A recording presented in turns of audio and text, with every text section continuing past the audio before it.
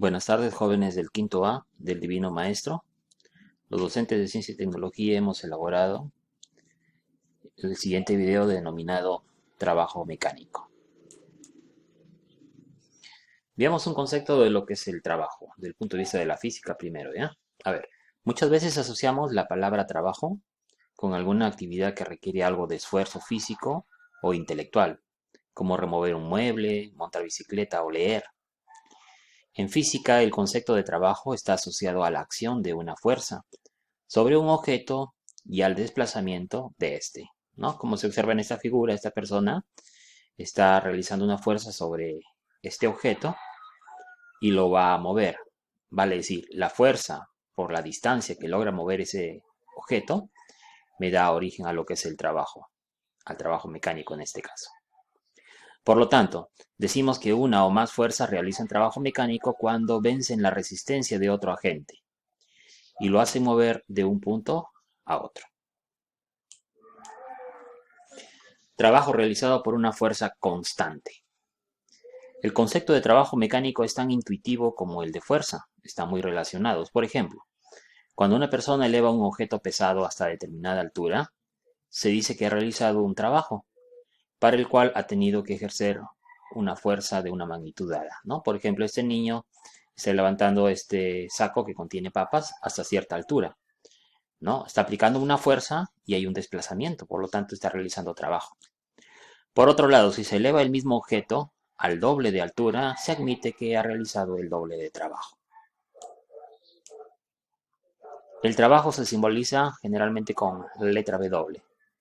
El trabajo es un proceso de transferencia de energía mediante el cual se produce un desplazamiento, un movimiento de un objeto, ¿no? Aplicando justamente la fuerza.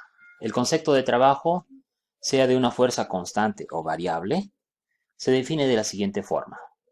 El trabajo es una magnitud escalar, igual al producto de la componente de la fuerza paralela al desplazamiento y por el módulo del desplazamiento. En otras palabras, la fuerza multiplicada por la distancia.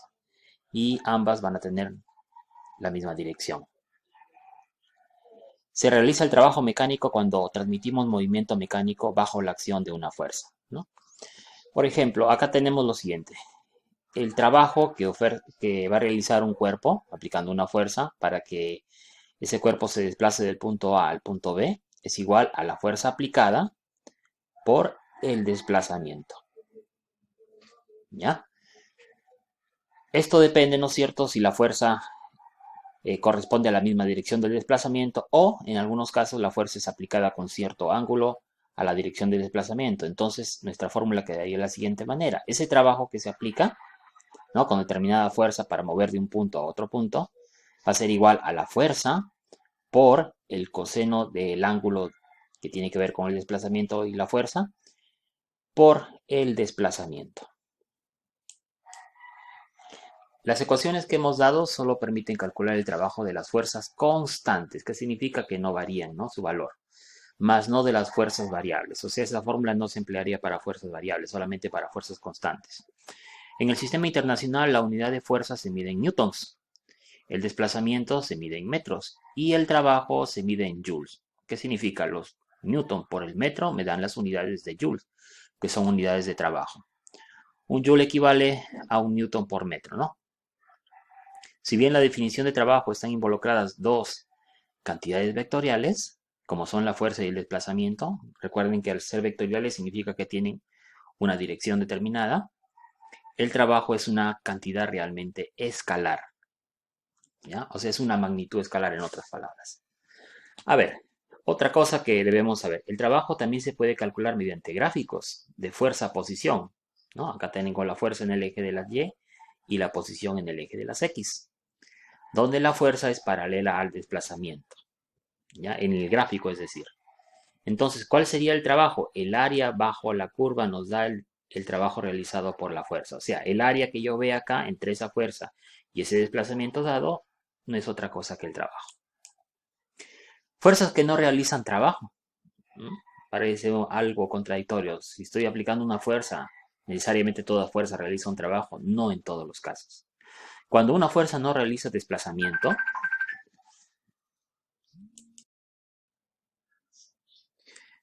Cuando una fuerza no realiza desplazamiento, su trabajo es nulo. Estas fuerzas son perpendiculares al desplazamiento. Por ejemplo, si vamos a mover este bloque desde este punto al siguiente punto, ya la fuerza que justamente genera ese movimiento horizontal sí tiene que ver con el trabajo, pero si se aplicara una fuerza vertical como se observa acá, no existe trabajo alguno. Veámoslo por qué. De la fórmula nosotros sabemos que el trabajo es igual a la fuerza por el desplazamiento por el coseno del ángulo alfa. Acá hay prácticamente entre esta fuerza vertical y el desplazamiento horizontal, el ángulo sería 90 grados, ¿no? O también puede ser en el caso si la fuerza fuera hacia abajo, sería un ángulo de 270 grados. Si yo saco el coseno de alfa, ya sea para 90 o 270 grados, su valor es cero. ¿Qué significa esto? Que por más fuerza que se haga, entonces el trabajo va a ser cero. ¿Ya? El trabajo sería 0 joules. Por ejemplo, acá tenemos el peso, la fuerza del peso nada más. ¿Sí? Es una fuerza vertical, ¿no es cierto?, al eje de las X. El peso como fuerza no ejerce trabajo. En este caso tenemos un auto que está en un plano inclinado. Y acá hay una fuerza que es la fuerza de la normal. La fuerza normal no ejerce trabajo, porque va a ser perpendicular al eje de las X. Trabajo de fuerzas opuestas al desplazamiento. ¿Ya? Veamos. Cuando una fuerza es contraria al desplazamiento, en lugar de transferir energía, la absorbe. Entonces se dice que la fuerza hace un trabajo resistor, o sea, hace un trabajo con signo negativo, mejor dicho. Un ejemplo es el trabajo de la fuerza de rozamiento. Cuando una fuerza se desliza sobre una superficie rugosa, por ejemplo, una pelota en el gras está rodando, la fuerza de rozamiento es opuesta al desplazamiento y hace un trabajo resistor. Y eso va a hacer justamente que la pelota, como está sufriendo una fuerza contraria, al final tenga que detenerse, ¿no? Numéricamente, un trabajo resistor tiene signo negativo, lo que estábamos comentando. La fuerza de rozamiento o fricción es un trabajo del tipo negativo. Veamos por qué, a ver. De la fórmula, recuerden, el trabajo es igual a la fuerza por el desplazamiento por el coseno de alfa. Si el coseno de alfa fuera 180 grados, ¿ya? Coseno de 180 grados es menos 1. Entonces, ¿no es cierto? Como es menos 1, todo este valor, ¿no?, de multiplicar la fuerza por el desplazamiento me va a dar un signo negativo, o sea, me va a dar un trabajo negativo, ¿no? Es como si uno, ¿no es cierto?, te dijeran empuja el auto hacia adelante y tú te vas, ¿no es cierto?, y de adelante empujas hacia atrás. Estás en signo contrario. Por lo tanto, tu trabajo va a ser negativo. No lo vas a hacer que avance, sino que retroceda, ¿no? Trabajo neto, WN. Es la suma de los trabajos desarrollados por cada una de las fuerzas. O sea, cada una de las fuerzas tenemos que sumarlo y me va a dar el trabajo neto. También se puede verificar que el trabajo neto es realizado por la fuerza resultante. Veámoslo con una fórmula para que lo entendamos mejor. Acá tenemos varias fuerzas que están actuando, miren, sobre esta esfera y vamos a intentar ver qué tanto se desplaza la esfera en función de las 4 fuerzas. ¿Ya? Entonces, ese trabajo, que vamos a ver el desplazamiento de la esfera en función de las fuerzas, le vamos a llamar trabajo neto. El trabajo neto sería la fuerza 1 por su desplazamiento, más la fuerza 2 por su desplazamiento, más la fuerza 3 por su desplazamiento, más la fuerza 4 por su desplazamiento. En otras palabras, el desplazamiento va a ser igual en las 4 fuerzas. ¿Sí? Y simplemente, ¿no es cierto?, hacemos una factorización y vamos a sumar las fuerzas que están actuando. Entonces yo puedo decir que la fuerza resultante por el desplazamiento me va a dar el trabajo neto, donde la fuerza resultante es la suma de todas las fuerzas que actúan.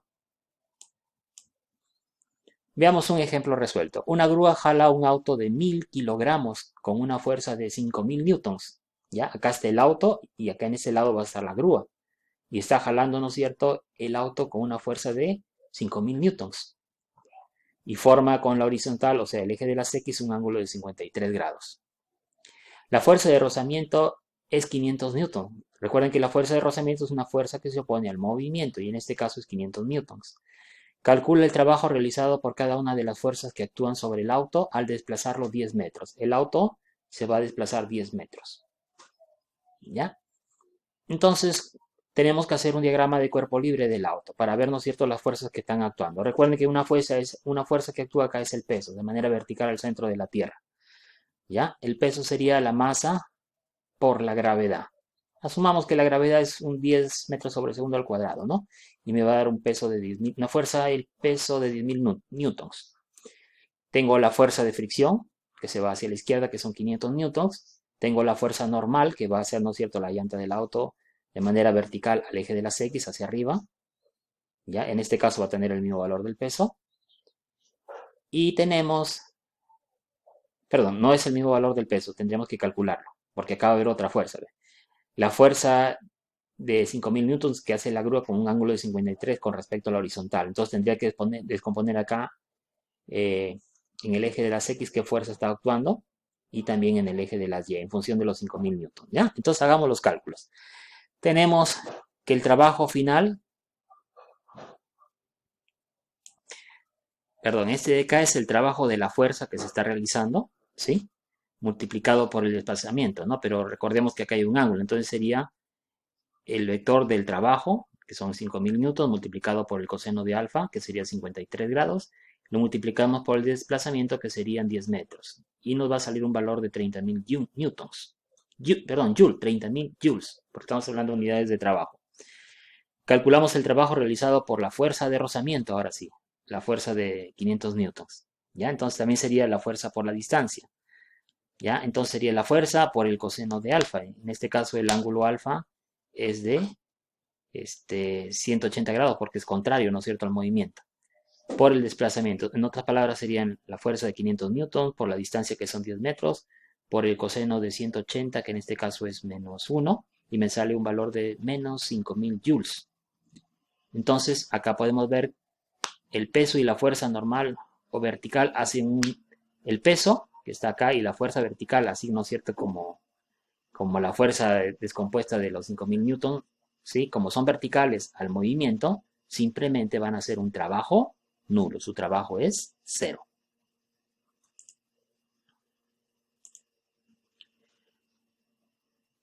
Otro ejemplo, un bloque de 5 kilogramos, lo tenemos acá el bloque, se desplaza 2 metros hacia abajo, de acá para acá va a haber 2 metros, sobre un plano inclinado que tiene un ángulo de 37 grados. ¿Ya? Entonces este ángulo es 37 y el complementario sería 53. Hay un coeficiente de rozamiento cinético, o sea, de movimiento de 0,4. Calcula el trabajo de cada fuerza que actúe en el bloque.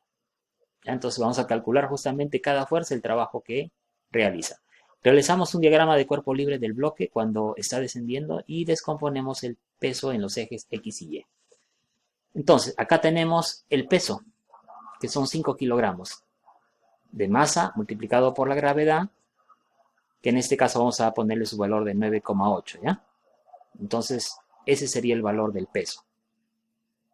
Entonces el peso tenemos que descomponerlo en un eje de las X y en un eje de las Y, ¿no? Podemos utilizar el ángulo de 37 o 53, cualquiera de los dos, ¿ya? Entonces, a ver, descompongamos en función del ángulo de 37 grados. En el eje de las Y sería la masa por la gravedad por el coseno de 37 y en el eje de las X sería la masa por la gravedad por el seno de 37. ¿Qué otra fuerza puede actuar acá? La fuerza normal, que es contraria, ¿no es cierto?, a las dos superficies que se están poniendo en contacto. ¿Qué otra fuerza tenemos acá? La fuerza de fricción, que se opone en este caso al desplazamiento. Entonces, veamos la sumatoria de fuerzas en el eje Y. ¿Ya? Entonces tenemos una fuerza que va hacia arriba, que es la fuerza normal, y una fuerza contraria, que sería la masa por la gravedad por el coseno de 37. Esto, ¿no es cierto? En el eje de las Y no hay movimiento, por lo tanto sería igual a 0. La fuerza normal sería la masa 5 kilogramos, la gravedad 9,8 metros sobre segundo al cuadrado por el coseno de 37, y me da una fuerza normal igual a 39,2 newtons. Voy a calcular ahora sí la fuerza de fricción, la que está en el eje X. Su coeficiente de fricción cinético por la fuerza normal, que acabo de calcularlo, sería 0,4 por 39,2 newtons, me sale un valor de 15,7 newtons. Ahora vamos a calcular el trabajo realizado por cada fuerza, ¿ya? Veamos el trabajo del peso. ¿Ya? Entonces acá tenemos que el peso como fuerza, ¿no es cierto?, por la distancia, en el caso del eje X. ¿Ya? Estamos hablando del peso de de X, ¿no? El que está acá. Sería, ¿no es cierto?, su masa por la gravedad, por el seno de 37 multiplicado por el desplazamiento. Entonces sería 5 kilogramos por 9,8 metros sobre segundo por 2 metros, que va a ser el desplazamiento, multiplicado por el seno de 37, que es 0,6, nos sale 58,8 joules. ¿Ya? Es el trabajo realizado por esta fuerza en el eje de las X, ¿no? Veamos el trabajo de la fuerza normal. Sería la fuerza normal por el desplazamiento. Recuerden que como es una fuerza vertical, ¿sí? Entonces su coseno del ángulo de 90 sería 0 grados, por lo tanto es 0 su trabajo, ¿ya? Para la fuerza normal. Y el otro sería el trabajo para la fuerza de rozamiento, que en este caso sería su fuerza de fricción, que ya lo hemos calculado, que era 15,7 multiplicado por el desplazamiento, ya por el coseno del ángulo de 180, porque es una fuerza contraria, que en este caso es menos 1, ¿no? Sería 15,7 por 2 por menos 1, me sale menos 31,4 joules. Esos serían los trabajos realizados por las fuerzas respectivas.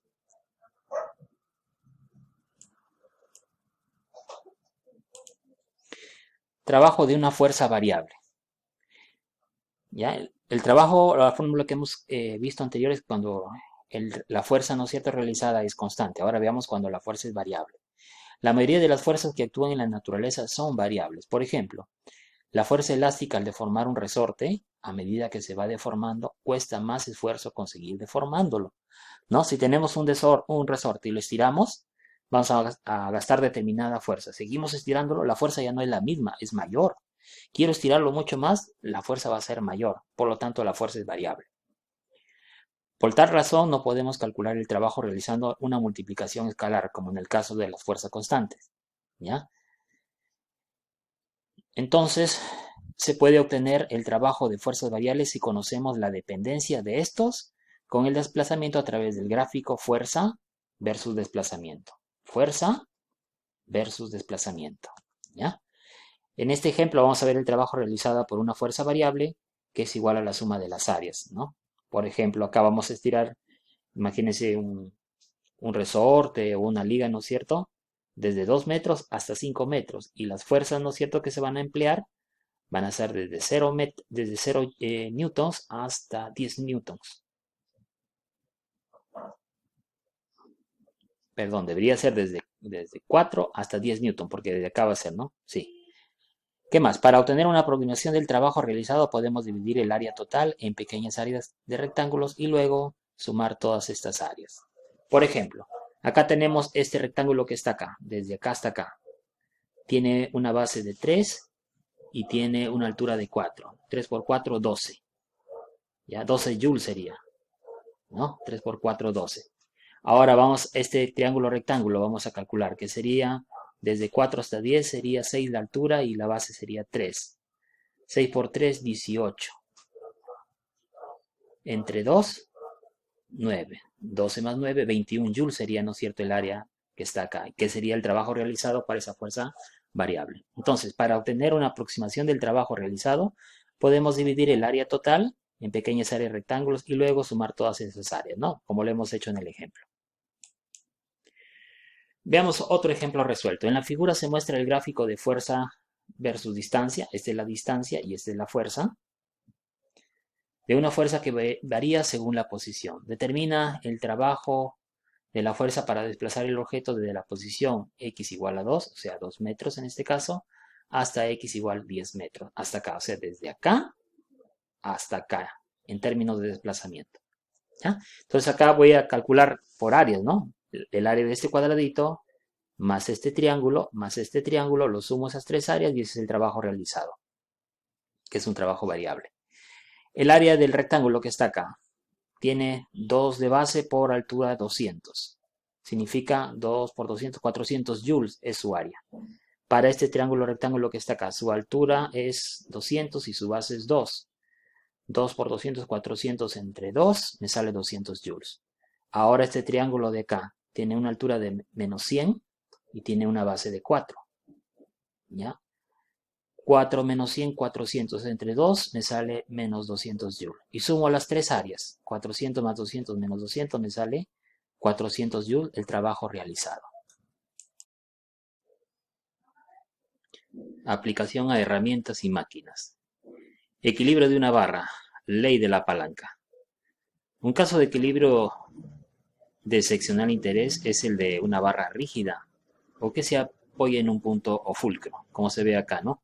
Acá tenemos una barra rígida y tenemos un punto de apoyo denominado justamente el fulcro.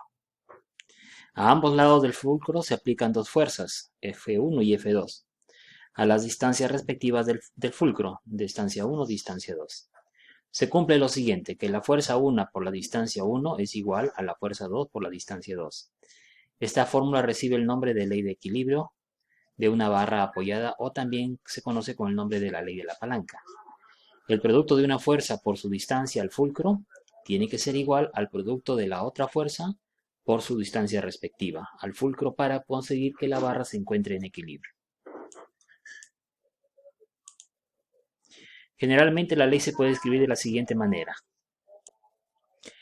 La fuerza resistente por el brazo resistente es igual a la fuerza motriz por el brazo motor.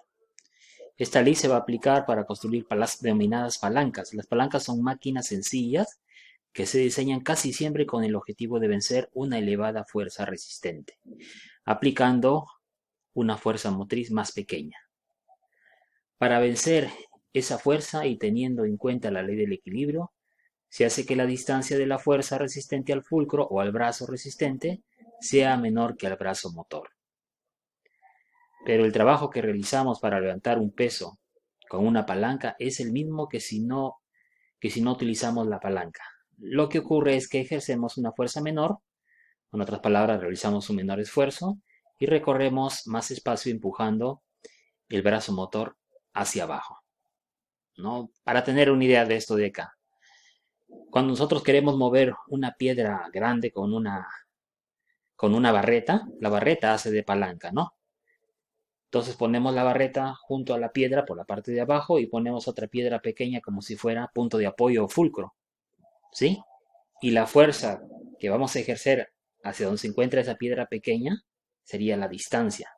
Vale decir, ahí sería la fuerza que vamos a ejercer nosotros por el brazo motor sería igual a donde se encuentra ese fulcro de la piedra pequeña hacia el otro lado de la barra, que ese sería el brazo resistente y se va a aplicar una fuerza, ¿no? En otras palabras, nuestra fuerza motor va a ser mayor que esta fuerza resistente, debido a que este brazo resistente es menor que el brazo motor en esa palanca. Y eso nos va a ayudar fácilmente a mover una piedra mucho más grande. Tipos de palancas. Palanca de primer género, que son las más utilizadas. El fulcro o punto de apoyo se sitúa entre la fuerza resistente y la fuerza motriz. Por ejemplo, acá tenemos una palanca de primer género. Acá tenemos el punto de apoyo, ¿sí? Que se encuentra entre la fuerza resistente y la fuerza motor. ¿Ya? Un ejemplo es la que se emplea, ¿no es cierto?, para las denominadas balanzas romanas. La fuerza obtenida puede ser mayor o igual que la fuerza que estamos aplicando. Otro tipo de palancas son las palancas de segundo género, por ejemplo, las que se dan en las carretillas. La fuerza resistente, ¿ya?, se sitúa entre el fulcro y la fuerza motriz. Por ejemplo, en la llanta sería el fulcro, la fuerza motriz hace la persona acá con sus manos y el peso sería la fuerza resistente. La fuerza obtenida siempre es mayor que la fuerza aplicada. Vale decir, acá aplicamos una fuerza que va a ser mayor justamente al peso y eso nos permite llevar en las carretillas cosas muy pesadas, ¿no? Sin hacer mucho esfuerzo. Palanca de tercer género. La fuerza motriz, ¿ya? La fuerza motriz se sitúa entre el fulcro, perdón, la fuerza motriz se sitúa entre el fulcro y la fuerza resistente. Un ejemplo son las pinzas. La fuerza obtenida siempre es menor que la fuerza aplicada, ¿no? Acá aplicamos la fuerza, este sería el fulcro, y acá sería la fuerza resistente.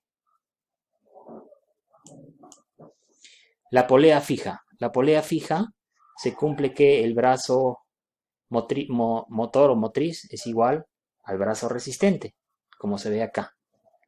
Por lo tanto, no se amplifica ningún tipo de fuerza. Sin embargo, se utiliza la polea porque la fuerza motriz se aplica más cómodamente, ¿no? Por ejemplo, acá lo que estamos haciendo para alzar este balde, ¿no es cierto? Que es de manera vertical, lo estamos transformando en una fuerza de manera diagonal, la que vamos a aplicar. Cambiamos dirección, en otras palabras, pero la fuerza va a ser la misma. En efecto, si intentamos sacar un balde lleno de agua de un pozo utilizando una cuerda, como se ve acá, ejercemos realmente la misma fuerza con la polea, como se ve acá, o si como estuviéramos sacando agua de un pozo, ¿no es cierto? Si no tuviéramos polea, la fuerza va a ser la misma. Pero si utilizamos una polea y tiramos de la cuerda hasta abajo, como se observa acá, nuestro propio peso, la persona que va jalando, ¿no es cierto? El peso ya es una fuerza y eso nos va a ayudar a levantar más rápido el balde, a diferencia que una persona de frente sacaría con una cuerda y el balde, ¿no es cierto?, el agua de un pozo sin utilizar poleas. Ahí es más difícil, ¿por qué? Porque está hacia abajo y su peso de su cuerpo ya está haciendo una fuerza hacia abajo.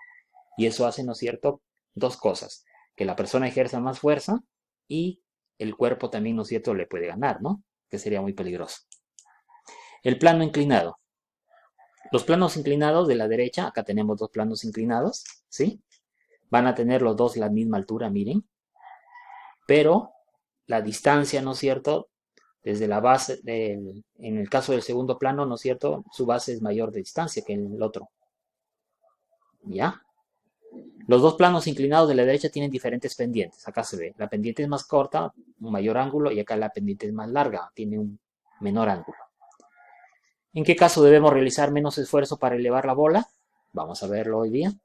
¿Y cuál es el trabajo realizado en cada caso?